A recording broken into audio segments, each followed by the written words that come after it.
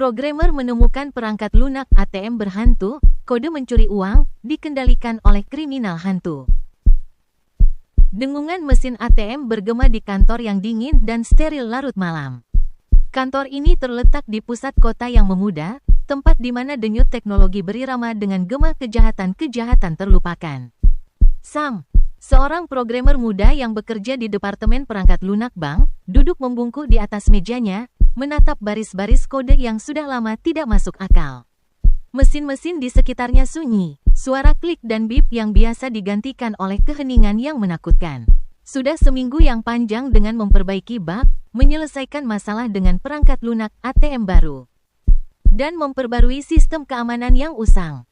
Tekanan untuk memastikan mesin-mesin berfungsi lancar selalu tinggi, tetapi malam ini terasa berbeda. Ketegangan yang biasa datang dengan bekerja sendirian di malam yang sepi semakin intens. Saat jam menunjukkan lewat tengah malam, mata Sam mulai terasa berat. Ia telah menguji pembaruan sistem selama berjam-jam, menjalankan simulasi untuk memastikan ATM berfungsi dengan sempurna. Dengungan mesin mulai terdengar samar-samar. Namun kemudian, ada sesuatu yang lain, sebuah bisikan. Pada awalnya, itu hampir tak terdengar, suara rendah yang seolah datang dari arah mesin-mesin. Sam berhenti, jarinya menggantung di atas keyboard. Ia menggelengkan kepalanya, hanya kelelahan, pikirnya. Ia sudah bekerja terlalu keras, menghabiskan terlalu banyak malam sendirian di kantor yang kosong ini. Tak jarang pikirannya bermain trik padanya. Namun kemudian, bisikan itu semakin keras. Itu suara, lembut dan terdistorsi. Seperti ingatan yang sudah lama terlupakan mencoba muncul dari kedalaman pikirannya. Sam berbalik ke barisan mesin ATM di sepanjang dinding. Layarnya yang kosong menatapnya kembali seperti mata yang tak bernyawa. Ia bisa bersumpah bisikan itu datang dari salah satu mesin. Sebuah dingin merayap di tulang punggungnya. Oke, ini sudah cukup, pikir Sam, bangkit dari kursinya dan berjalan menuju mesin terdekat. Ia menekan beberapa tombol, menampilkan layar diagnostik. Semua tampak normal, terlalu normal. Tidak ada kesalahan, tidak ada masalah, lognya bersih. Kemudian, saat jarinya menggantung di atas keyboard, ia melihat sesuatu yang aneh, sebuah baris kode. Itu bukan bagian dari uji diagnostik. Itu tidak seharusnya ada di sana. Jantung Sam berdegup kencang. Baris itu sederhana, hampir sepele, tapi jelas-jelas tidak pada tempatnya. Itu bukan sesuatu yang ia tulis. Tidak ada seorang pun di timnya yang menulisnya. Itu tua, seperti peninggalan dari versi lama perangkat lunak yang sudah lama terlupakan, dan itu tidak seharusnya ada di sistem yang sekarang. Fungsi nakal itu telah tersemat dalam perangkat lunak, berjalan tanpa terdeteksi, namun sekarang ia aktif. Sam memicingkan mata. Bagaimana aku bisa melewatkannya? Ia membuka log transaksi. Apa yang ia lihat membuat darahnya membeku. Serangkaian penarikan yang tak dapat dilacak terjadi, jumlah uang yang sangat besar, hilang dari akun-akun. Tidak ada catatan siapa yang melakukan transaksi. Tidak ada nomor PIN atau kode otorisasi, hanya kekosongan yang menyeramkan. Dana-dana itu lenyap begitu saja, ditelan oleh sistem. Kecemasan menyergap dadanya. Ia harus menelusurinya kembali. Ia membuka log server, tapi tidak ada yang masuk akal. Kode itu tidak memiliki sumber. Tidak ada titik masuk. Seolah-olah kode itu sudah ada sejak dulu, diam-diam tersemat jauh dalam sistem, menunggu.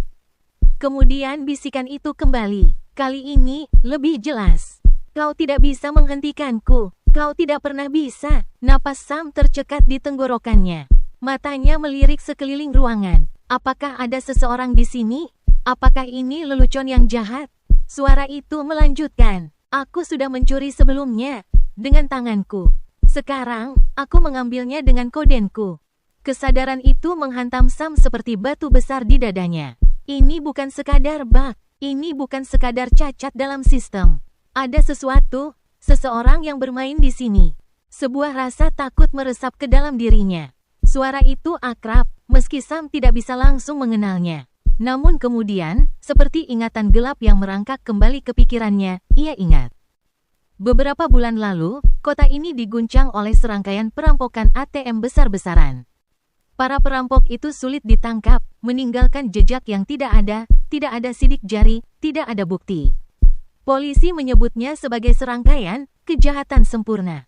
Namun tidak ada yang pernah menangkap pelaku kejahatan itu. Desas-desus beredar tentang seorang otak kejahatan. Sosok hantu yang menghilang sebelum siapapun bisa menangkapnya. Sam merasa perutnya terbalik. Mungkinkah itu? Apakah kriminal ini, yang sudah lama dianggap mati, entah bagaimana berhasil masuk ke dunia digital? Apakah ia sekarang menghantui kode yang telah Sam perbaiki dengan susah payah? Bisikan itu semakin keras, kini hampir menjadi teriakan di telinganya.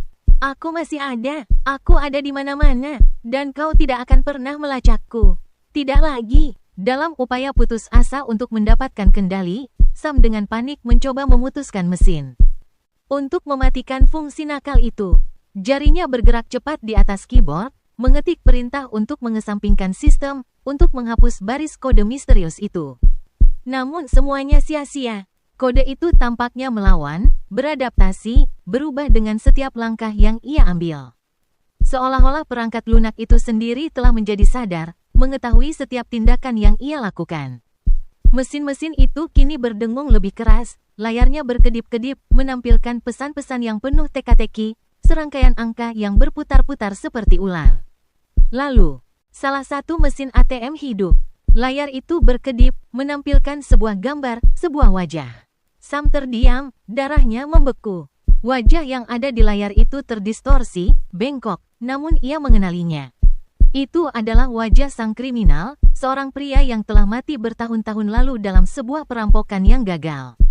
Wajahnya, yang dulu muda dan penuh kehidupan, kini membusuk, seperti hantu. Sebuah kulit kosong dari pria yang dulu ia kenal. Suara itu berbicara lagi, kali ini datang dari mesin itu sendiri, terdistorsi dan hampa.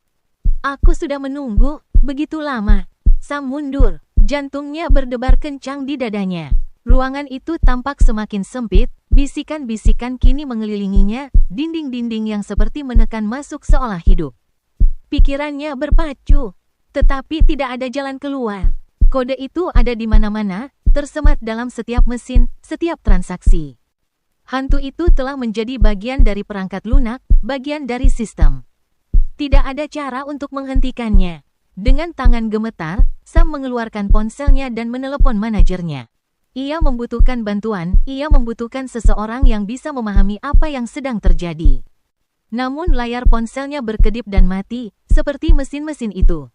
Ruangan itu menjadi hening. Lalu, bisikan itu berhenti. Sebentar, hanya suara napas Sam yang terdengar. Namun kemudian, pesan terakhir yang mencekam muncul di setiap layar di kantor, kau berikutnya. Layar Sam menjadi hitam. Mesin-mesin mati satu persatu. Hal terakhir yang ia dengar adalah suara, dalam dan dingin, berbisik dari kegelapan, kode tak pernah tidur. Pagi harinya, saat staf kebersihan tiba, mereka menemukan kantor kosong. Kursi Sam masih ada, cangkir kopinya setengah penuh, namun ia sudah menghilang. Tidak ada jejak, tidak ada tanda-tanda perlawanan. Yang tersisa hanyalah kode aneh yang rusak, tersemat dalam perangkat lunak ATM, menunggu korban berikutnya. Dan bisikan itu, mereka tidak pernah berhenti.